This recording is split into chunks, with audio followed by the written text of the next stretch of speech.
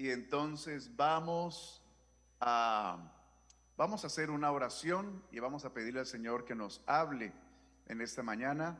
Todos recibieron las notas del mensaje, ¿cierto? Bueno, y vamos a ponernos en las manos de Dios y vamos a pedirle al Señor que nos instruya con su verdad. Oremos. Señor Dios Todopoderoso, muchas gracias te damos por esta valiosa oportunidad que nos das de poder ahora sentarnos a recibir tu palabra. Te pedimos, Señor, que nos permitas, Padre Santo, ser edificados por tu verdad de una manera poderosa, Señor. Que todo lo que hagamos en esta mañana, en este lugar, sea, Señor, para tu gloria, para edificación de tu pueblo, de tu iglesia, y para que todos seamos, Señor, transformados por la verdad de tu palabra. Oramos, Padre, en el nombre poderoso de Jesucristo de Nazaret. Amén y amén. Así puestos en pie, si usted desea, hermano, abrir su Biblia y acompáñeme a buscar en Primera de Pedro capítulo 3 verso 15. Primera de Pedro 3:15, también están sus notas que usted recibió. Y esto lo hacemos así porque los hermanos de las demás congregaciones, pues algunos no tienen un bosquejo como el que usted tiene. Entonces dice la palabra del Señor en Primera de Pedro capítulo 3, el verso 15, dice de la siguiente manera la palabra del Señor. Dice, podemos leer desde el verso 14, Primera de Pedro 3, 14 y 15. Más también si alguna cosa padecéis por causa de la justicia, bienaventurados sois. Por tanto, no os amedrentéis por temor de ellos, ni os conturbéis, sino santificad. Ahí está. Sino santificad a Dios el Señor en vuestros corazones, y estad siempre preparados para presentar defensa con mansedumbre y reverencia ante todo el que os demande razón de la esperanza que hay en vosotros. Amén. Pueden tomar sus asientos, amados hermanos. Y bueno, hemos preparado esta enseñanza que la hemos titulado ¿Por qué es razonable creer en la existencia de Dios? ¿Por qué es razonable creer en la existencia de Dios? Cuando hablamos de algo razonable, estamos hablando de que es algo que usa el razonamiento o la razón. O podríamos decir que algo razonable es algo, es aquello que se hace o que se expresa de manera lógica, que satisface las exigencias del entendimiento del hombre. Dios nos hizo a su imagen y semejanza. Los seres humanos somos seres inteligentes, creativos, tenemos inventiva. No existe otro ser como los seres humanos sobre la faz de la tierra. Y la razón es sencilla. La Biblia dice que fuimos creados, fuimos una creación especial de Dios. Dios nos creó a su imagen y semejanza.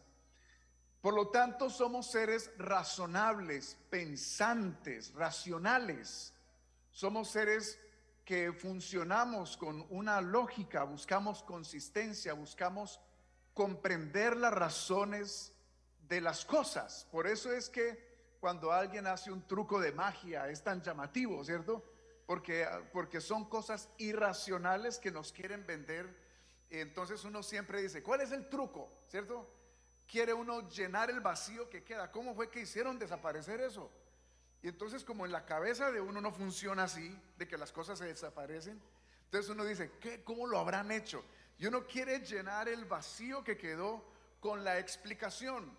¿Por qué somos así? Porque Dios nos hizo de esa manera. Nuestra mente exige razones para poder funcionar, para poder para poder tener entendimiento y satisfacer esa exigencia, digámoslo así, de la manera como Dios nos hizo. Por eso es que cuando alguien no es razonable, fácilmente uno se irrita con esa persona, uno dice, pero ¿cómo así?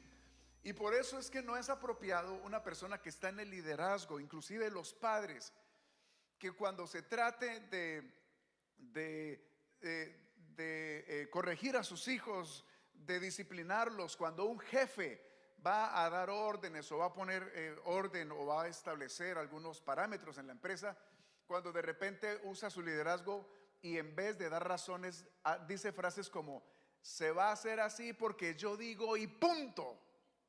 Eso genera un choque, ¿cierto? Pero ¿por qué quieres que yo lo haga así, papá? Si así se puede hacer también y tiene mejores resultados. Lo vas a hacer como yo te digo porque yo soy tu papá y punto. Entonces eso va generando como un choque, ¿no? Como una rebeldía, porque no satisface la exigencia que todos tenemos de razonar, de tener argumentos lógicos. Bueno, hoy vamos a hablar acerca de por qué es razonable, por qué es lógico creer en la existencia de Dios. Dios no quiere que creamos en Él de manera ciega, en un sentido, ¿no? Dios no quiere que digamos yo creo en Dios. ¿Por qué? Porque simplemente pues toca creer en Dios, así no sepa de su existencia, así no tenga pruebas de ello. No, Dios quiere que tengamos convicciones, particularmente acerca de la realidad de Él, de su existencia, de su poder, de su grandeza. Y Dios no quiere que simplemente sigamos tradiciones o que simplemente seamos personas religiosas. Dios nos ha rodeado de un montón de elementos que hacen razonable creer en Él. El apóstol Pedro dijo, ahí están sus notas, o lo leímos al comienzo, dice en 1 de Pedro 3:15: estad siempre preparados para presentar defensa. Oigan esto, hermanos: para presentar defensa, para defender con mansedumbre, o sea, tranquilos, sin alborotarnos, sin enojarnos, para defender con mansedumbre y reverencia ante todo el que os demande razón. Ahí está, de la esperanza que hay en vosotros. O sea, Dios quiere, la palabra de Dios nos invita a que nosotros nos equipemos con razones, con argumentos lógicos, con buenos argumentos, para nosotros presentar defensa de la esperanza que nosotros tenemos por la fe en Jesucristo. Miren lo que dice la palabra de Dios en Tito capítulo 1 verso 9. Lo leo para ustedes. Dice: Dios quiere que seamos retenedores de la palabra fiel, tal como ha sido enseñada. Dice: para que también podamos exhortar con sana enseñanza. Y escuchen esta palabra: y convencer a los que contradicen. Uno no puede convencer a alguien siendo irracional, siendo ilógico, o con meros argumentos fanáticos, religiosos, o con la tradición simplemente. No, yo creo en Dios porque mis abuelos y mi papá, y bueno, pues hay que creer en. No, Dios quiere que usted y yo tengamos argumentos que convenzan a los que contradicen. Entonces la pregunta es razonable creer en Dios? Bueno, hoy en día, como ha sucedido siempre, se ha querido opacar la creencia en Dios con frases como esta: no, eso es un cuento, eso es un mito. Muéstrame a Dios y creo. ¿Cuántos han escuchado esa frase? Ver para creer. Yo me acuerdo que hace tiempo asistía un cubano a una congregación que yo pastoreaba, y él me decía: pastor, en la isla, entonces en la escuela, el maestro nos decía: a ver, pídanle a Dios algo, pídanle a Dios que le dé un candy, un dulce. Y entonces ellos decían: Dios, dame un dulce. Y él les dice: ¿sí ve? Dios no les da ningún dulce porque Él no existe. Pero si ustedes me piden un dulce, yo se los doy. Y les daba el dulce. Entonces es la intención de dañar la posible creencia en Dios que una persona puede llegar a tener. Entonces, y hoy en día, hermanos, con la proliferación de esas ideologías que están habiendo en las escuelas y todo lo demás, en la política, en los medios sociales, claro, opacar la existencia de Dios es muy conveniente porque significa opacar de donde proviene la moral, de donde proviene la verdad, de donde proviene la razón de la existencia. Y Satanás está detrás de todo ese movimiento de querer enceguecer a las personas, pero Dios desea que usted y yo tengamos una convicción firme con respecto a la existencia de Él. Dios no se ha escondido de los seres humanos, de su creación. Dios no nos creó y se escondió para que miremos a ver cómo resolvemos las cosas. La Biblia dice en Hechos 14:16, leo para ustedes: en las edades pasadas Él ha dejado a todas las gentes andar en sus propios caminos. Pero mira lo que dice: si bien no se dejó a sí mismo sin testimonio, haciendo bien, dándonos lluvias del cielo y tiempos fructíferos, llenando de sustento y de alegría nuestros corazones. Hermanos, Dios dejó que las naciones hicieran lo que quisieran, pero Dios no se dejó sin testimonio. Él dio a conocer de una y otra manera que Él es real. Eso es lo que vamos a ver el día de hoy. Así que le voy a permitir al pastor Adonai Rojas que él nos hable de la primera razón por la cual, o la primera, sí, razón, digámoslo así, por la cual es lógico creer en la existencia de Dios. Adelante, pastor Adonai. Amén, amén. Bueno, creer en Dios es lógico, razonable, sensato, inteligente, cuerdo, porque primero la creación misma lo manifiesta, como dice la palabra de Dios que citaba nuestro hermano, pues Dios no se escondió. O sea, la gente que dice no vemos a Dios, bueno, eh, hay muchas obras de arte. Yo estaba pensando ahora en el escultor eh, colombiano, Botero, que tiene obras por varios lugares, en varios museos del mundo, pero creo que más conocido y más famoso es Miguel Ángel Buonarroti, que hizo una escultura, bueno, hizo varias obras, un hombre que tenía muchos oficios, pero una escultura famosa que él hizo se llama David o el David. De pronto ustedes la han visto, aunque sean fotos, no sé si habrán ido hasta el museo a verla, algunos hayan tenido ese privilegio, pero en las fotos que hay del David, le muestran a uno los detalles, ¿no? Hasta las venas que se le brotan en la escultura. Queda, uno dice que uno impresionado pues con esa obra de arte que pues bien detallada.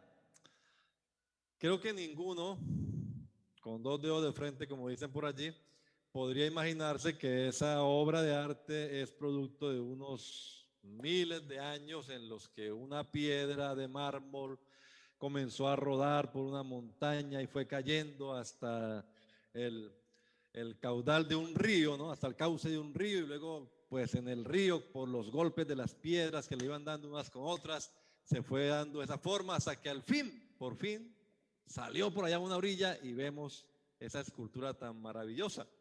Creo que nadie creería eso. Todos sabemos que esa obra de arte, pues obviamente alguien la hizo, ¿verdad? Y esa obra de arte, ese Miguel Ángel Buonarroti hizo ese David, pero esa escultura no es nada comparado con lo que vemos nosotros a diario, que vemos a diario. Y no podemos pensar esto se hizo por sí mismo. Todo lo que conocemos es causado por algo o por alguien. A mí me ha gustado la física, la he estudiado y y la física demuestra, la ciencia pues demuestra que hay cosas de las que vamos a hablar en los programas como algo llamado el ajuste finito, esa concordancia perfecta que hay en el universo entero, demanda pues una conclusión, un veredicto. Y el veredicto es, esto no se formó por sí mismo. Alguien diseñó esto. La palabra de Dios nos dice en la epístola del apóstol Pablo a los romanos, les voy a leer la Nueva Traducción Viviente, un texto muy conocido en el capítulo 1, verso 19. Ellos conocen la verdad acerca de Dios porque Él se la ha hecho evidente, pues desde la creación del mundo todos han visto los cielos y la tierra. Por medio de todo lo que Dios hizo, ellos pueden ver a simple vista las cualidades invisibles de Dios, su eterno poder y su naturaleza divina. Así que no tienen ninguna excusa para no conocer a Dios. Sigue allí la escritura.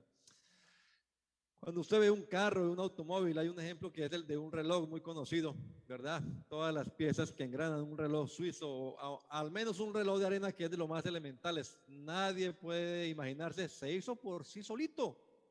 Casualidades de la vida, cuestiones del azar. Nos reiríamos de alguien que nos contara esa historia, porque todos entendemos que alguien estuvo allí haciendo este elemento para que funcione apropiadamente.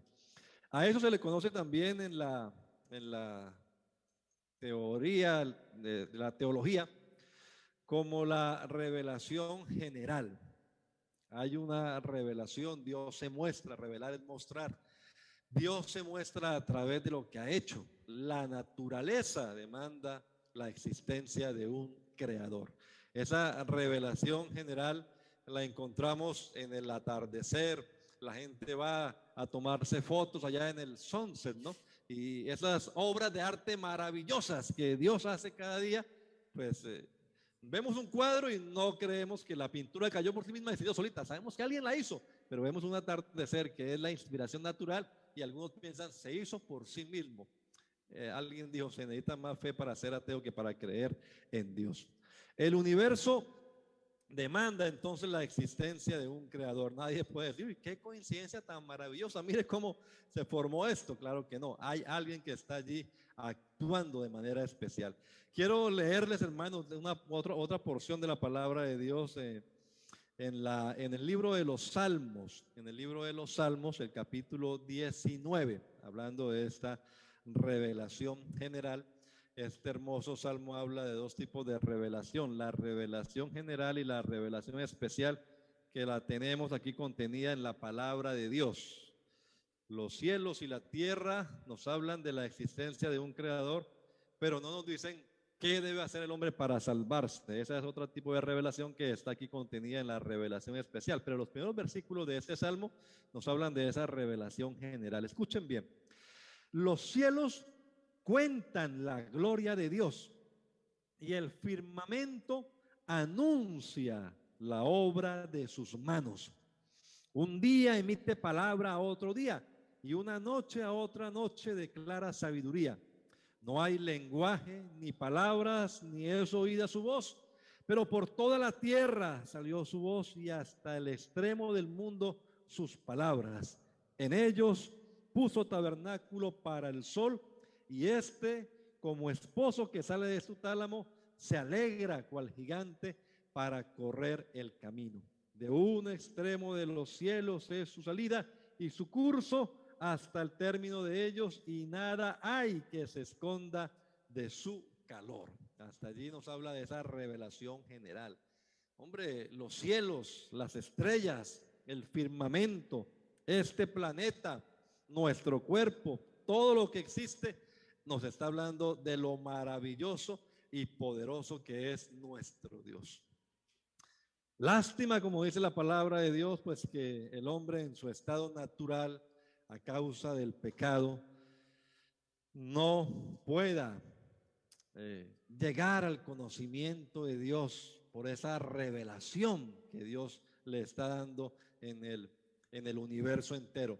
Pero para eso entonces tenemos la revelación especial, de la que hablaremos en otra oportunidad. La Biblia no solamente en este pasaje, hay muchos pasajes, Job y otros salmos, llamados también salmos de la naturaleza, nos habla acerca de la evidencia que Dios mismo ha dejado en el universo entero, evidencia que demuestra que el universo ha sido creado por Él. Termino mi parte leyendo unos versículos del Salmo 8. El Salmo 8 dice la palabra de Dios: Oh Jehová, Señor nuestro, cuán glorioso es tu nombre en toda la tierra.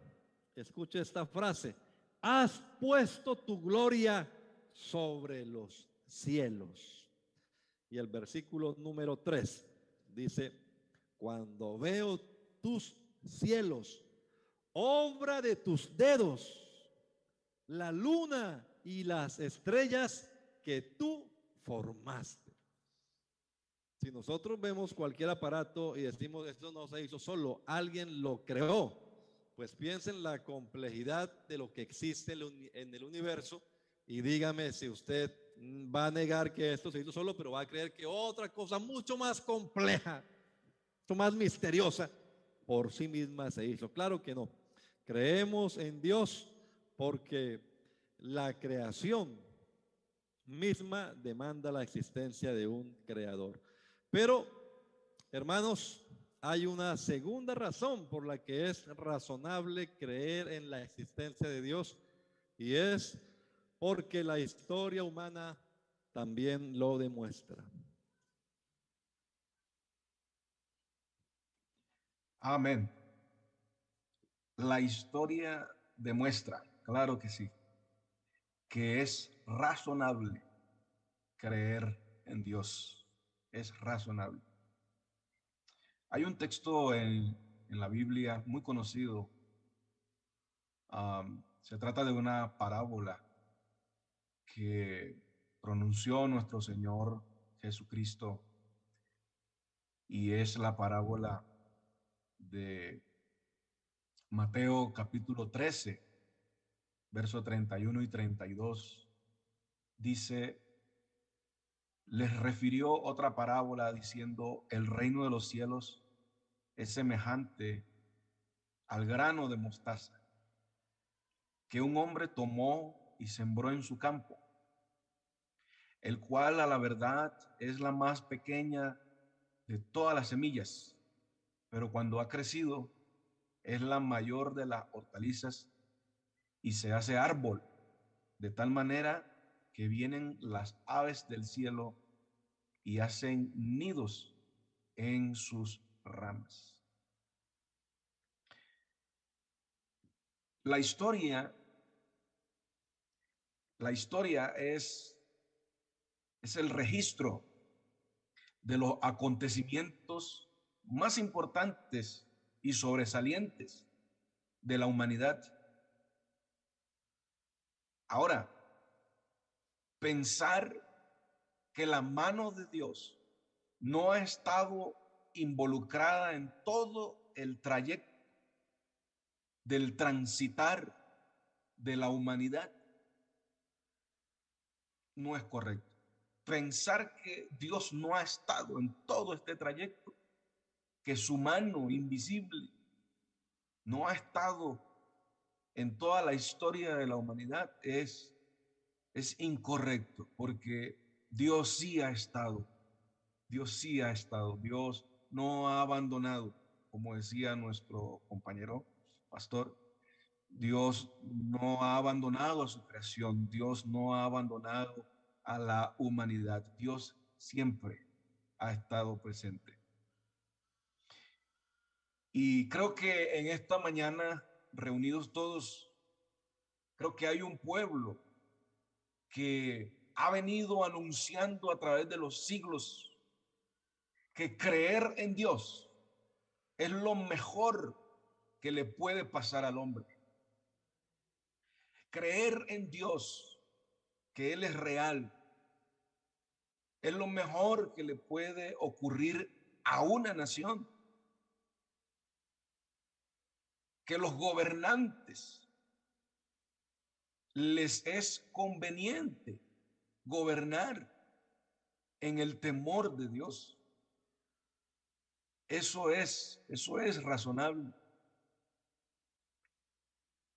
Las leyes en cada país, creo que es razonable. Nosotros creemos que es razonable que todas esas leyes estén filtradas con las verdades morales, principios morales de la palabra de Dios. Entonces yo creo que lo mejor que le pueda ocurrir a los Estados Unidos, lo mejor que le pueda ocurrir a Aruba, lo mejor que le pueda ocurrir a Colombia, a México, a todos los países, es que los gobernantes, ya los gobiernos, puedan abrirle la puerta a Dios, porque un país que cree en Dios, una nación que abraza la creencia en Dios, es una nación que va triunfo en triunfo, que va de victoria en victoria, porque es razonable meter a Dios en nuestra realidad, en nuestra historia. El Dios que creó el universo ha estado presente, otra vez, ha estado presente en la historia del hombre. Tanto así, Dios ha estado presente que no podemos olvidar que Él mismo se introdujo, Dios mismo se introdujo en forma de hombre. Se introdujo, se metió en nuestra realidad, se metió en nuestro mundo, se metió en nuestra historia. Él vino a este mundo y dio su vida en la cruz del Calvario. Y escuche bien, cuando Dios se metió en nuestra historia, cuando se metió en nuestro mundo, a partir de allí, de la cruz del Calvario, lo que sucedió allí, a partir de allí se dividió la historia de la humanidad. Tanto así que todos los escritos, no importa si el autor de aquel escrito es un ateo que no quiere creer en Dios, él tiene que reconocer un antes de Cristo y un después de Cristo. La creencia en Dios como una actitud razonable por parte del hombre se puede demostrar por muchos acontecimientos que han marcado la historia del hombre. Pero no alcanzaría el tiempo para mencionar todos esos acontecimientos históricos, pero solamente quiero brevemente mencionar tres. En primer lugar, hubo un acontecimiento que reveló y sigue revelando que es conveniente, es razonable creer en Dios, meter a Dios en nuestra historia, en nuestra sociedad. Y estamos hablando de la oportunidad de la educación. Antes del cristianismo, la educación pues no era la mejor. Pero una vez entró esta fuerza, este movimiento espectacular, poderoso, que es el cristianismo, la iglesia de Cristo, cuando entra a la historia, ¿sabe qué ocurrió? Se levantaron las mejores universidades. Las mejores universidades, las principales y primeras universidades fueron fundadas por autoridades cristianas. Póngale cuidado. El nombre de Dios fue el fundamento para que se crearan estos centros de enseñanza superior. ¿Y todo esto para qué? Para el beneficio de la humanidad. Así que es razonable creer en Dios. Es razonable tener a Dios presente. En segundo lugar, otro acontecimiento que demuestra que es razonable creer en Dios es que cuando vino el cristianismo, la mujer cobró su valor. Los niños cobraron su valor. Fíjese que cuando el Señor Jesús habló con aquella mujer samaritana, los discípulos se extrañaron. Dijeron, pero nuestro maestro, ¿qué hace hablando con una mujer? Porque la cultura en aquel entonces tenía a la mujer pues subyugada, no la valoraba. Pero vino Jesucristo a darle el verdadero valor a la mujer, al darle el verdadero valor a los niños.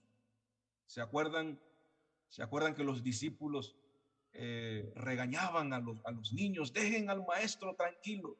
Pero el Señor Jesús los regañó a ellos y les dijo, dejen a los niños que vengan a mí, porque de ellos es el reino de los cielos. Mire cómo Jesús, nuestro Dios, metido en nuestra historia, cómo exalta a la niñez, cómo exalta a la mujer. Y en tercer lugar y último lugar, la organización del núcleo familiar. Cuando Dios se metió en nuestra historia, la familia se organizó, hermanos. Las familias, cuando creen en Dios, cuando tenemos hogares cuyos miembros creen en Dios, están entregados a Dios, son familias sólidas. Hay matrimonios sólidos. Los niños, nuestros hijos son educados, son levantados con una serie de fortalezas. Los valores de la palabra de Dios que son enseñados por papá, por mamá, surte un efecto positivo en los hijos. ¿Y sabe qué? Esos hijos, cuando crezcan, van a hacer una influencia positiva en la sociedad. ¿Y todo por qué? Por creer en Dios, porque es razonable creer en Dios. Vemos violencia en Colombia, en México, aquí en Estados Unidos, en Aruba. Pero ¿por qué tanta violencia en las calles? ¿Sabe por qué? Porque la mayoría de estas personas delincuentes, estos jóvenes que le hacen la guerra a la paz, a la seguridad en nuestra sociedad, es porque son jóvenes que se levantaron en un núcleo familiar donde Dios no estaba presente, donde papá y mamá dijeron, no es razonable creer en Dios. En esta familia, Dios fuera. Entonces, cuando una familia saca a Dios, eso traerá problemas a la sociedad. Así que, hermanos queridos, la creencia en Dios es algo razonable, porque la historia demuestra que cuando llegó el cristianismo, ocurrió lo que dice la parábola que leímos al principio, que así como el grano de mostaza crece y se hace un árbol y sirve entonces de sombra para muchos, así también el cristianismo, porque hemos creído en Dios, hemos permitido a Dios que entre en nuestra historia. Aleluya, así entonces estamos todavía recibiendo de esos beneficios que ha traído la creencia en Dios, beneficios grandes para la humanidad a través de los siglos hasta el sol de hoy. Así que ya hemos visto que la creencia en Dios es razonable y se demuestra porque hay una creación. La misma creación nos demuestra que Dios es real y que es razonable creer en Él. No solamente eso, sino que la historia nos demuestra por sus acontecimientos principales de que es conveniente para la sociedad, para la humanidad, creer en Dios. Así que bendiciones, y le dejo con nuestro compañero allá en Aruba. Bueno, gloria al nombre de Jesús. Amén. Amén. ¿Por qué es razonable creer en la existencia de Dios? Hasta aquí hemos visto dos postulados. Número uno, porque la creación lo manifiesta. Así que ya nos explicaban cómo la creación nos deja entender por qué es razonable creer en Dios. Número dos, porque la historia humana lo demuestra. Así que la historia a través de los tiempos y a través de las diferentes edades nos ha dejado conocer por qué es razonable creer en Dios.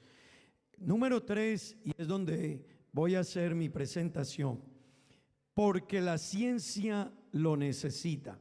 ¿Por qué es razonable creer en Dios? Porque la ciencia lo necesita. Y quisiera irme un poquito más allá, porque los hombres que hacen ciencia lo necesitan. Quisiera invitarles para que leyésemos en el libro de Eclesiastés capítulo 11, versículo 5. Vamos a dar inicio a la palabra del Señor. Libro de Eclesiastés capítulo 11, verso 5. Dice la Nueva Traducción Viviente: así como no puedes entender el rumbo que toma el viento, ni el misterio de cómo crece un bebecito en el vientre de su madre, tampoco puedes entender cómo actúa Dios, quien hace todas las cosas. Quisiera leerles la última frase de este versículo. Tampoco puedes entender cómo actúa Dios, quien hace todas las cosas. Permítame decirle, hermanos, si me cierran los micrófonos, por favor, todos. El libro de Eclesiastés fue escrito cerca del año 950 antes de Cristo. Eso quiere decir que estamos hablando al tiempo de hoy, que fue escrito hace cerca de 3000 años atrás de nuestro tiempo. Sin embargo, el consejo desde hace 3000 años y al día de hoy es que entendamos que Dios tiene cosas que se las ha reservado Él, y que por más que los seres humanos indaguen, busquen, traten de encontrar respuesta, tendremos que irnos al mismo pensamiento bíblico. Hay cosas que solo las conoce y las entiende Dios. Amén. Gloria al nombre de Jesús. Pues permítame decirle, frente a esta posición, que hay cosas que solo le corresponden a Dios. Hay quienes en este tiempo han tratado desesperadamente de buscar argumentos, presentar hipótesis, investigaciones para tratar de darle explicación a algunos sucesos, a algunos eventos, a la creación, a la vida misma, pero frente a ello sencillamente tienen que decir: quedamos limitados. Si bien es cierto, el versículo nos dice que no se sabe cómo crecen los huesos del bebé dentro de la mujer encinta, si bien es cierto, la ciencia hoy ha seguido el desarrollo embrionario y han avanzado mucho en estudiar, en seguirlo, en analizarlo. Sin embargo, todavía siguen limitados. Todavía hoy, desde 3000 años atrás que se escribió este pasaje, al día de hoy, con toda la ciencia que tenemos, sigue la ciencia corta para poder entender cómo se gesta la vida, cómo se desarrolla la vida. En conclusión, frente a ese tópico, el ser humano sigue sin entender cómo actúa Dios. A partir de ello, permítame decirle que es razonable creer en Dios y creer en la existencia de Dios. Si llevásemos esta charla, esta conferencia que estamos dando en esta mañana ante un auditorio ateo o agnóstico, de seguro se diría: están locos. De seguro muchos dirían o plantearían diferentes comentarios frente a esta posición. Pero permítame decirle algo que es bien interesante y quisiera invitar a todos los oyentes a que estén atentos. Louis Pasteur dijo: un poco de ciencia nos aparta de Dios, mucha nos aproxima a Él. ¿Sabe qué quería decir este hombre con ello? A más se indague y se profundice en el campo científico, en la física, en la biología, en la matemática, más cuenta se dará el hombre de la existencia de Dios. Más cuenta se dará que las leyes que soportan toda la creación, todo este universo, no vinieron de la nada, que detrás de esas leyes que le han dado un ajuste, un sostén, un equilibrio, una perfección a todo esto, está una mente sublime y sobrenatural, y esa mente es precisamente la mente de Dios.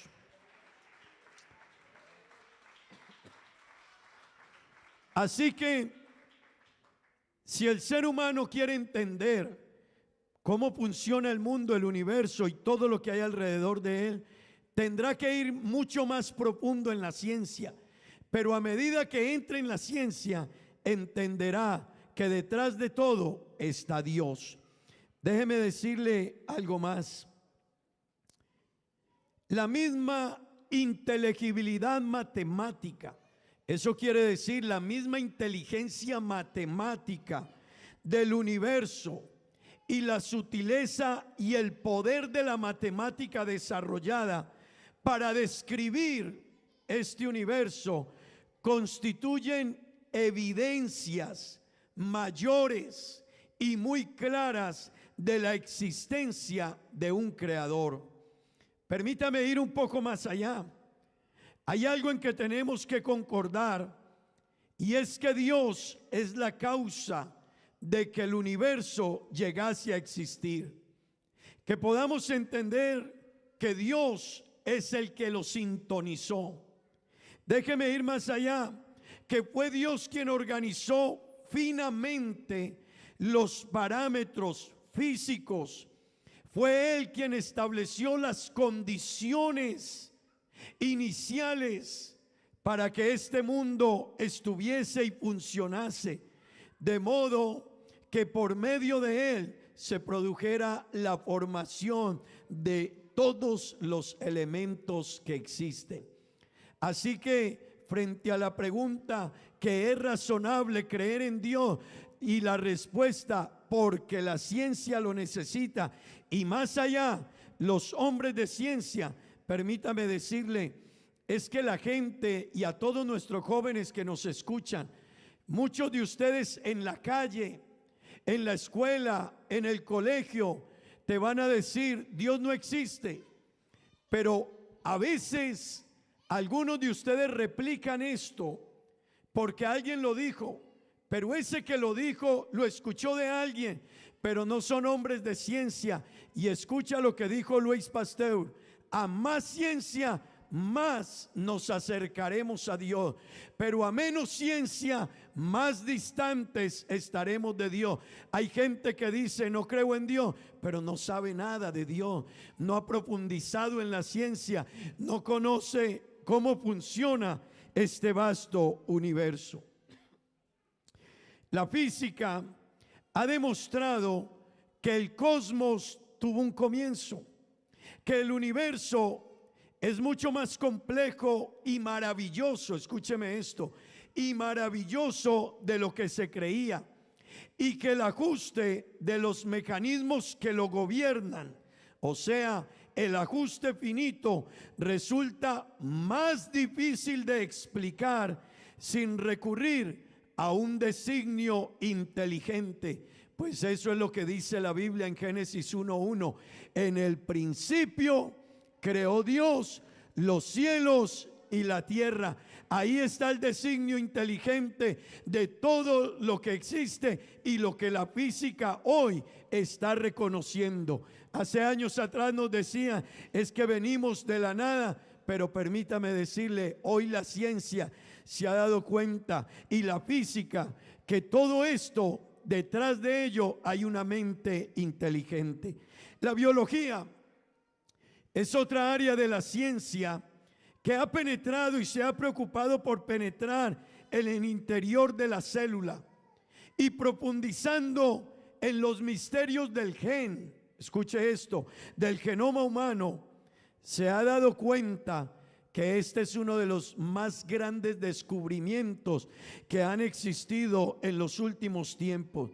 Descubrió Francis Collins que una palabra de tan solo 4 letras, la C, la G, la A y la T, tiene una extensión de más de 3,000 a 5,000 millones de letras que trabajan conjunto a esa palabra.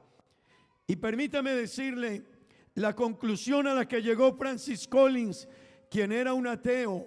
Después de hacer esa investigación, él llegó a la conclusión, algo tan maravilloso, tan admirable como el genoma humano no viene de la nada, no viene del azar. Alguien le dio un orden, alguien le dio una estructura y alguien lo equilibró de la manera en que está puesto allí. Pues ese alguien es nuestro Dios, aleluya, gloria al nombre de Jesús. Permítame decirle, y ya para ir terminando, por lo descubierto hoy en la ciencia y por lo descubierto hoy en el universo y por todo lo que se han dado cuenta de que es más complejo y maravilloso de lo que se creía, es que la respuesta es porque la ciencia lo necesita. Por eso es que es válido creer en Dios, porque ciencia y fe no caminan en contravía. Son los hombres que hacen ciencia que han querido llevar a una rivalidad entre la ciencia y la fe.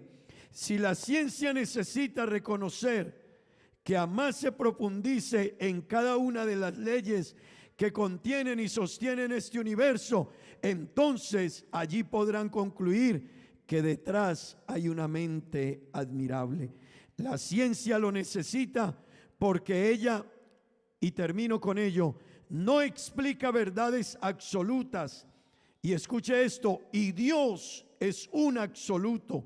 Sus características propias así lo definen: eterno, único, poderoso. Eso quiere decir que la ciencia no podrá explicar a Dios en su esencia, pero sí en su obra creadora, que hace razonable su perfeccionamiento en la creación de todo lo que existe.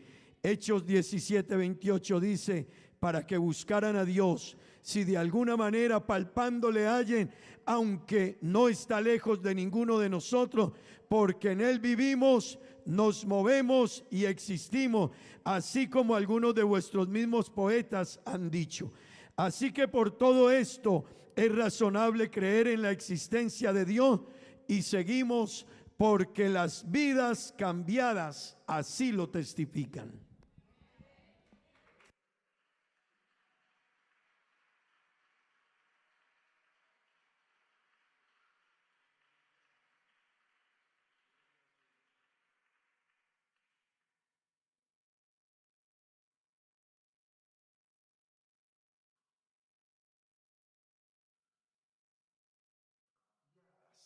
Lo testifican. Y yo creo que aquí ya nos metemos al corazón de todos los que estamos aquí, o a la gran mayoría de los que estamos acá. Es razonable creer en Dios porque nos decía el pastor Adonai, porque la creación nos habla de un Dios. Es razonable creer en Dios, nos decía el pastor Thomas Harrison, porque Dios ha intervenido en la historia. Hermanos, la Biblia está llena de la historia universal. Los lugares, los países, los personajes, los reyes, los gobiernos, los pueblos que tiene la Biblia son los pueblos de la historia. Dios intervino en la historia a través de venir en su manifestación en carne. El pastor, nuestro misionero, William, nos explicaba que es razonable creer en Dios porque la ciencia necesita a Dios para explicar un montón de cosas que ellos no pueden explicar ahora. Y junto con ellos estábamos esta semana conversando y viendo, hermanos, científicos ateos admitiendo que para que ciertas cosas funcionen en el universo tal como funcionan, definitivamente se necesita una mente que esté detrás de eso. Y están los videos, es tremendo, unos ateos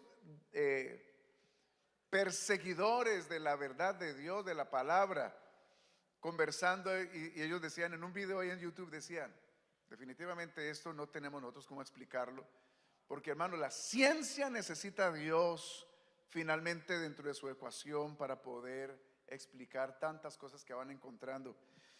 Y bueno, hermanos, las vidas cambiadas. Yo pienso que si nosotros ponemos a un lado la ciencia y las demás cosas, la experiencia nuestra de habernos encontrado con este Dios poderoso que nos transformó es suficiente para nosotros creer en Él, seguir creyendo en Él y rendir nuestra vida al Señor. La palabra del Señor nos habla una y otra vez de las vidas que se expusieron a Dios, a su verdad, a su presencia, cómo fueron transformadas contundentemente, poderosamente. Y a lo largo de la historia, a lo largo de los siglos, tenemos testimonios poderosísimos de personas que tenían una mentalidad, una manera de dirigir su vida, una manera de ver la vida, una manera muy particular, y que al encontrarse con Dios, al enfrentarse con la verdad de Dios a través de su palabra y por la obra del Espíritu de Dios, ellos, hermanos, fueron cambiados completamente en otra dirección, contundente, de manera que el testimonio de ellos se llegó a convertir y se ha llegado a convertir en la fuente de inspiración para miles de personas por la obra de Dios, de ese Dios real en la vida de aquellos que se han dispuesto a conocerle. Uno de los más grandes ejemplos de ellos, de esto, fueron los mismos discípulos del Señor Jesús. Si ustedes tratan de comprender lo que los discípulos experimentaron, ellos estaban esperando a un líder político que los liberara de la opresión, en este caso de los romanos. Para ellos el Mesías era un individuo, un político, hasta un guerrero, un caudillo que reuniera nuevamente a Israel y que los inspirara y que los volviera a las glorias de la época de David y de Salomón y que les recuperara sus territorios. Así que cuando aparece Jesucristo y Jesucristo comienza a hacer milagros y comienza a predicar y sus enseñanzas son tan contundentes y comienza a ver todo ese movimiento cuando Él vino y el Señor escoge a sus 12 discípulos, lo que ellos imaginaban era, no, pues este es el Mesías, este es el líder que necesitábamos, el rey de los judíos, el rey de Israel, este es el político que necesitamos, y nos escogió a nosotros para ser parte de su partido político. Buenísimo. Y ahí andan ellos alegando. Ustedes pueden ver la historia, ustedes pueden ver que la Biblia dice que ellos alegaban y en un momento, porque algunos decían, ¿quién se va a sentar a la derecha del Señor cuando esté en su reino? ¿Y quién se va a sentar a su izquierda de los 12? Y en una ocasión un altercado ahí porque decía, no, tuvieron envidia porque vinieron los padres de dos de los discípulos a decirle al Señor, Señor, permítenos que cuando vengas en tu reino uno se siente a tu derecha y otro a tu izquierda de nuestros hijos. Y los demás decían, ¿y cómo así? ¿Nosotros qué? Y ahí andaban con eso, pero de repente el Señor es arrestado. Ellos no lo veían a él como el Dios todopoderoso que llamó a Abraham, a Isaac, a Jacob, que creó el universo entero, sino que ellos lo veían como ese líder especial. Y entonces ellos venían con el Señor ahí en el huerto de Getsemaní, y dice la palabra del Señor que el Señor lo arrestaron. Y dice en Mateo 26:55, lo leo para todos ustedes: en ese momento Jesús dijo a la gente cuando lo arrestaron, a lo mejor buscan un ladrón y por eso salieron a detenerme con espadas y palos. Entonces todos los discípulos, dice el verso 56, abandonaron a Jesús y huyeron. O sea, se llenaron de miedo y se acobardaron y se les dañó el partido político. Agarraron a su líder y ellos salieron corriendo. ¿Se acuerdan que unos días antes le habían dicho al Señor, Señor, Pedro dijo, Señor, si tengo que morir contigo, estoy listo a morir? Y entonces los demás dijeron, nosotros también, nosotros nunca te abandonaremos. Pero frente al momento del arresto y el gentío con palos y piedras y la turba y las antorchas, se atemorizaron y salieron corriendo. Lo que salió a la luz era lo que eran realmente un montón de cobardes. Pero después de que el Señor murió y resucitó, hermanos, en Aruba, en Poughkeepsie, allá en Aurora, aquí en Chelsea, la resurrección, hermanos, no fue un asunto así somero, facilito, tranquilo. No, la resurrección de Jesús fue tan poderosa, tan contundente ese evento, que esos hombres cobardes que salieron huyendo, que salieron corriendo, que el mismo Pedro, mira lo que le pasó a Pedro en Mateo 26, dice, un poco después los que estaban allí se acercaron a Pedro y le dijeron, Pedro estaba siguiendo a Jesús de lejos, ¿cierto? Y a Pedro ya lo estaban allá procesando adentro allá en el concilio, y Pedro se estaba calentando las manos aquí con otro montón de la gente que fue a arrestar a Jesús. Y entonces le dijeron, dice, un poco después los que estaban allí se acercaron a Pedro y le dijeron, tú realmente eres uno de ellos, se nota por la forma en que hablas. Entonces Pedro comenzó a maldecir, hermano, comenzó a decir groserías, palabras vulgares, y juró, no lo conozco. ¿Se acuerda que Pedro prometió, Señor, yo te seguiré y moriré contigo? Ahora salió la realidad de Pedrito, cobarde. En el momento dijo, no, yo no conozco a ese hombre. Y 3 veces lo negó. Usted es de ellos. No. Sí, usted es de ellos. Que no. Y maldijo. Que no, yo no conozco. ¿Cierto? Pero hermanos, a los 3 días el Señor resucitó. Y hermanos, eso fue tan poderoso, tan contundente, que después de que el Señor nuevamente se reunió con sus discípulos y ellos lo vieron, comieron con él, participaron con él durante 40 días, la Biblia dice que más de 500 personas juntas vieron a Jesús y compartieron con él el testimonio del poder de Dios resucitando a Jesucristo, el testimonio de la realidad de la grandeza de Dios en Jesucristo, de que Jesucristo es el Dios todopoderoso. Hermanos, transformó la vida de esos hombres sencillos que eran unos cobardes que salieron corriendo. Y ahora el Señor se va y le dice a ellos, anuncien esta buena noticia de que hay una puerta abierta de regreso a Dios, de que mi sacrificio fue suficiente para el perdón de pecados de todo el mundo, que mi resurrección, de la cual ustedes han sido testigos, es la más grande de mis discípulos. Salieron llenos de valentía, transformados por ese poder de la resurrección. Y miren lo que dice la palabra de Dios en Hechos 5, cuando los comenzaron a amenazar que no testificaran de que Jesús había resucitado. Vamos a ver cómo respondió el cobarde Pedro. Dice, en ese preciso instante, Hechos 5:25, llegaban con la noticia de que los prisioneros estaban en el templo predicándole al pueblo. Pedro había acabado de salir preso y se volvió a meter a seguir predicando. Y sin pérdida de tiempo, el jefe de la guarnición corrió con los alguaciles a arrestarlos y los condujeron ante el concilio. Entonces, imagínense, arrestaron otra vez a los discípulos que estaban testificando. Ya los habían arrestado, los liberaron y volvieron a predicar. Los volvieron a arrestar, los volvieron a llevar. Y miren lo que pasó. El sumo sacerdote demandó, les exigió: ¿no les habíamos prohibido que volvieran a predicar acerca de Jesús? Y mira la respuesta de Pedro: tenemos que obedecer a Dios antes que a los hombres, respondieron Pedro y los apóstoles. El Dios de nuestros antepasados resucitó a Jesús, el que ustedes mataron colgándolo en la cruz.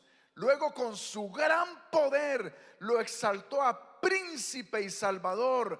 Nosotros somos testigos de ese milagro, y testigo también es el Espíritu Santo que nos ha concedido a los que lo obedecen. Amados hermanos, ¿cómo ven ustedes ahí la diferencia? El Pedro que salió corriendo, que negó al Señor, los discípulos que dijeron: si tenemos que morir contigo, y que salieron corriendo y lo abandonaron. Ahora están arrestados. Otra vez los llevan delante del concilio. No les dijimos que se queden callados, que no cuenten más ese asunto, que no prediquen más en ese nombre, que no digan que resucitó.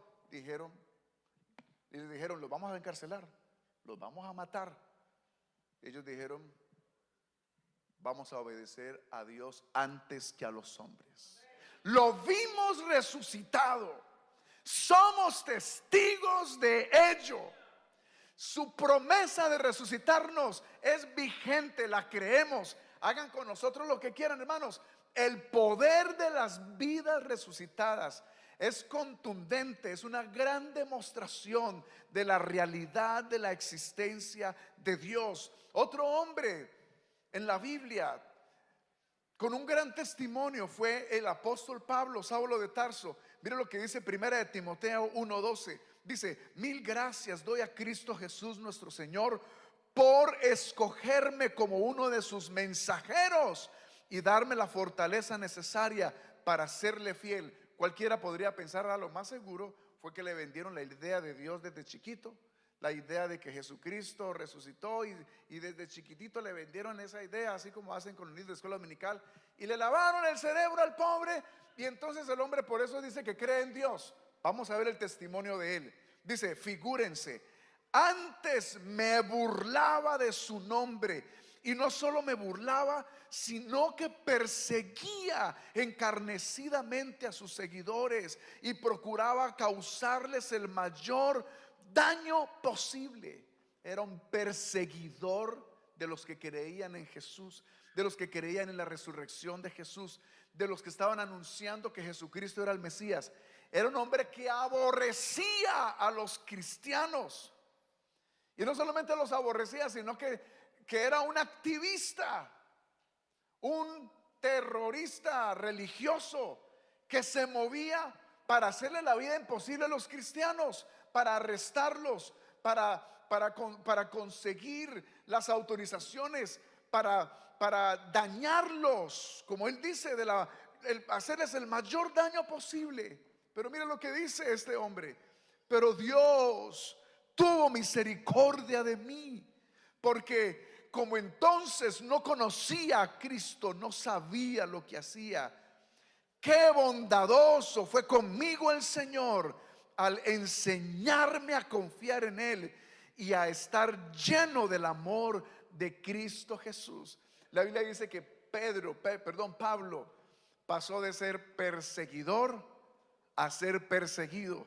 La Biblia dice que los primeros creyentes, cuando Pablo se quería reunir con ellos, le tenían miedo, dice la Biblia, porque decían: ese no es el que nos perseguía. Pero ahora se reunía a adorar al Señor con ellos. ¿Quién produce un cambio de ese tipo? Sino un Dios real que transforma vidas, un Dios poderoso que se entra al corazón de la persona que se rinde delante de Él y que lo transforma, que puede transformarlo inclusive de la noche a la mañana. ¿No sucedió en usted eso? ¿No sucedió que usted también de repente se burlaba? Que usted era uno de los que decía esos aleluya gritones aburridores, esa gente que se mete allá a perder el tiempo, a dar el dinero a ese hombre, pastores vividores. Algunos de ustedes pensaban de esa manera y de repente vino el Señor y se les atravesó en el camino. Yo no sé cómo se le atravesó a usted el Señor. Tal vez un folleto, alguien se lo repartió. Tal vez una canción cristiana que te conmovió. Tal vez un amigo y comenzaste a ver que era diferente y te comenzó a hablar del Señor, y eso comenzó a saturar tu corazón, porque tú te dabas cuenta de que la vida que llevabas así, criticando y sin creer en Dios, no te estaba dando resultados. Te sentías vacío, porque sabes, el ser humano fue creado para los propósitos de Dios. Si uno no se ubica en los propósitos de Dios, la vida carece de sentido. La vida simplemente como que es un círculo vicioso, aburrido, y ahí nos vamos envejeciendo. Y surge la pregunta: ¿para qué existo? ¿Cuál es el propósito de la vida? Simplemente aparecí para sufrir, para esforzarme y luego envejecer, y todo lo que logré quedarse aquí y yo morir. Eso es todo en la vida. Yo existo para al final convertirme en abono para las plantas. Usted sabe muy bien, la Biblia dice que Dios ha puesto eternidad en el corazón del hombre. El ser humano, por ateo que sea, sabe que para que la vida tenga sentido, tiene que haber algo más después de que muera. Y el temor de Dios está ahí sembrado en el corazón del hombre, que por más que el hombre lo quiera silenciar, tiene que responder frente a esa necesidad que Dios puso en su corazón. ¿Y qué es lo que lleva a una persona en determinado momento, por criticona que sea de las cosas de Dios, por atea que sea, a prestar algo de atención y que la palabra de Dios entre a su corazón y que impacte su vida? Es esa necesidad de encontrarle sentido a su existencia, la cual nunca lo va a lograr sin encontrarse con el Dios que le hizo. El apóstol Pablo quería encontrar siendo un propósito, siendo un perseguidor, siendo un religioso, siendo una persona que le causaba daño a los que creían en Jesucristo. Pero él mismo demuestra que necesitaba un verdadero encuentro con el Dios verdadero, y eso lo transformó contundentemente. Bueno, la palabra del Señor dice que eso es lo que Dios hace en aquel que en determinado momento en su vida desesperada, en su ir y venir, a todo mundo le pasa que llega un punto en donde la persona llega y dice: Dios, si eres real, ayúdame con esto. Hermanos, ¿cuántas personas frente a una oración tan sencilla como esas no le mandó Dios por allí un emisario de Él?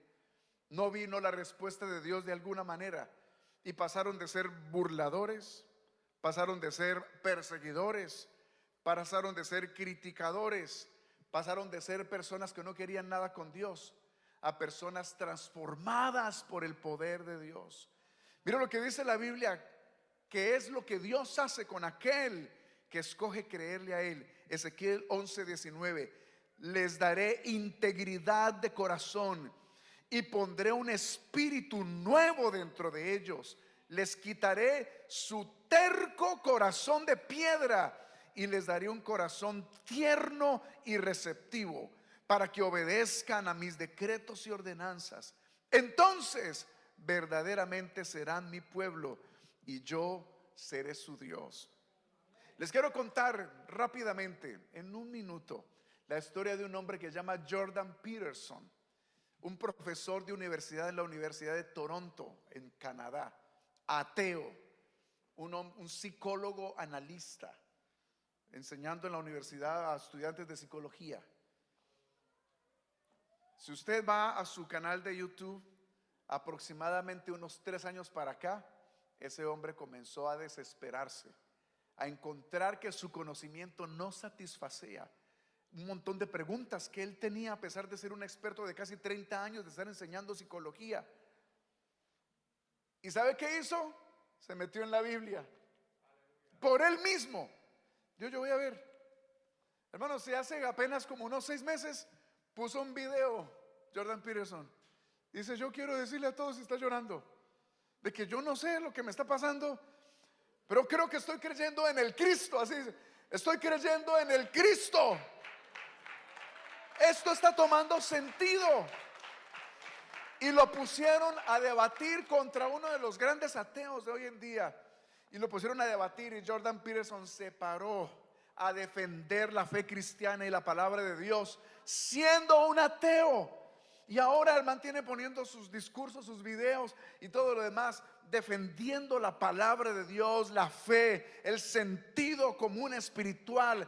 Y él dice: definitivamente aquí está la razón de ser de la vida del hombre. Hermanos, si es poderoso, ¿quién produce eso? El Dios real, el Dios que existe por sí mismo, que originó todo cuanto existe. Aleluya. Él es el Dios al que servimos y seguimos.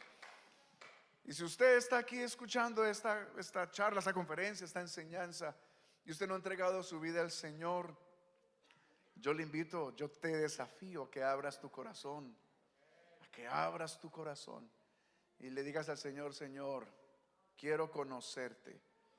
Pastor, ¿cómo hago? ¿Cómo hago eso? ¿Cómo hago? Pues te quiero dar una buena noticia. La Biblia dice que todos somos pecadores y estamos por eso lejos de Dios. Pero Dios vino a remediar esa situación viniendo en carne. Jesucristo es Dios viniendo porque necesitábamos que Él viniera. Jesucristo vino a esta tierra en la persona de Jesucristo. Jesucristo es Dios manifestado en carne, viniendo a buscarnos, viniendo a encargarse de lo que nos tenía separados de Él. Y el Señor tomó tus pecados, tu lista de pecados y la mía, que nos separaba de Dios. Y Jesucristo tomó esa lista y se la llevó a la cruz. Él pagó, Él recibió el castigo por tus pecados y los míos, para que quedemos en paz con Dios, para que recuperemos nuestra relación con Dios y descubramos que en su presencia hay plenitud de gozo, delicias a su diestra para siempre. La Biblia dice que si tú entregas tu vida al Señor, si tú haces eso, mira lo que dice en Hechos 2:38. Pedro le contestó a una multitud que preguntó: ¿qué hacemos? Queremos recuperar nuestra relación con Dios. ¿Qué hacemos? Pedro les contestó: cada uno de ustedes debe arrepentirse. Significa admitir que son pecadores y que están lejos de Dios. Dice: arrepentirse de sus pecados y volver a Dios y ser bautizado en el nombre de Jesucristo. ¿Para qué? Para el perdón de sus pecados. ¿Y qué va a pasar? Entonces recibirán el regalo del Espíritu Santo. Dios, este Dios real, se quiere meter dentro de ti. Y cuando tú permitas que Él se meta dentro de ti, va a transformar toda tu vida. Te va a dar sentido, propósito, realización, y sobre todo te va a dar la más grande esperanza, la esperanza de la vida eterna. Son literalmente billones de personas a lo largo de la historia que han hecho eso. Señor, yo me entrego a ti, aquí estoy. Recibe, Señor, yo creo en tu sacrificio a mi favor. Y han entregado sus vidas, se han bautizado. El Señor los ha transformado de una manera poderosa. Esa es una gran demostración de la realidad de este Dios poderoso que tenemos. Y quiero concluir con esto. Hay un hombre llamado Frank Turek, uno de los grandes defensores de la fe hoy en día. Escribió un libro que se llama Yo no tengo suficiente fe para ser ateo. Él dice, una persona atea tiene que tener más fe que un creyente, porque el ateo es el que cree que todo se forma solito. Él dice, yo no tengo suficiente fe para creer que todo se forma solito. Este hombre tiene debates en escuelas y en universidades, y los estudiantes lo atacan, ¿no? Le hacen preguntas. ¿Cómo usted demuestra a Dios? Etcétera. Y él les responde, un gran defensor de la fe. Frank Turek se llama, ha escrito muy buenos libros. Pero saben que él se ha dado la tarea de demostrarle a las personas que el problema es que no quieren. El problema no es tanto que Dios no se ha hecho real a la vida de ellos. Él ha venido sacando a la luz la realidad de que es que el ser humano no quiere creer en Dios. Porque creer en Dios exige que el ser humano se ponga en línea con ese Dios todopoderoso que le hizo con un propósito. Y le exige que se organice, porque un día va a tener que presentarse delante de él. ¿Y sabe qué ha hecho Frank Turek? Cuando lo cuestionan los estudiantes de las universidades y les pregunta, él dialoga con ellos, los convence, les dice todo eso. Y al final ellos dicen, no. Él les hace esta pregunta: si yo te logro convencer, si te doy una gran demostración de que Dios es real, ¿tú creerías en Él? ¿Sabe qué dice la mayoría? No quieren creer en Él. Ese es el problema del hombre. Mira lo que dice Salmo 14:1. Dice el necio en su corazón, no hay Dios. Y luego dice, se han corrompido, hacen obras abominables, no hay quien haga el bien. El ser humano no quiere tener el problema de conciencia de hay un Dios al que le voy a tener que rendir cuentas. Quieren silenciar eso, quieren apacar para hacer con su vida lo que quieran, pero Dios ha sembrado en el corazón del hombre una conciencia. Qué bueno que tú el día de hoy le digas al Señor, Señor, yo no quiero ser de esos necios. Hoy abro mi corazón a ti. El verdadero problema del hombre es que el hombre no quiere tener nada que ver con Dios. ¿Cuál va a ser las consecuencias de eso? La Biblia dice que la ira de Dios se va a desatar un día sobre este mundo que no ha querido tener nada que ver con Él. Pero antes de eso, Dios va a sacar de aquí a aquellos que le han dicho al Señor, Señor, ven a mi vida, ven a mi corazón. Yo creo en tu poder, en tu grandeza. El universo entero me habla de ti. Todo esto cuanto existe me habla de tu grandeza, de tu poder. Aquí estoy, Señor. ¿Quieres tú hacer eso? Pongámonos todos en pie. Allá en Aruba, allá en Aurora, allá en Poughkeepsie. Yo le quiero invitar a que usted levante sus manos y usted diga, Señor, qué bendición conocerte. Qué bendición, Dios, saber de tu realidad. Pero no solamente eso, tener esta relación contigo que me ha transformado, que me ha llenado, que me ha dado sentido. Todo, Señor, a mi alrededor me habla de ti. El ser humano se jacta, se enorgullece de sus aparatos enviados para tomar fotos del universo. Pero, Señor, el día de hoy estamos hablando contigo que has creado el universo. ¿Qué tal si tú lo llamas y dices, Jesús, yo creo que tú eres el originador de todo cuanto existe, tal como dice tu palabra? Por tu palabra de poder existen todas las cosas, y por tu palabra se sostienen todas. Hoy te adoramos, Jesús. Hoy te adoramos, Dios. Hoy te exaltamos, Señor.